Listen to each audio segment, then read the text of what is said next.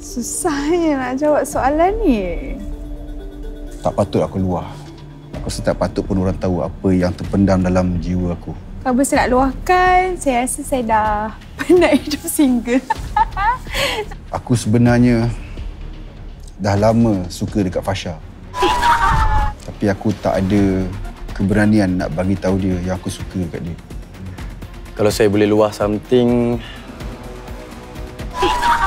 kalau boleh saya nak makan sebanyak yang boleh tanpa gemuk. Saya dan kawan-kawan ada satu buku burn book, di mana kita lukis dan mengejek orang. So mean. Thank you.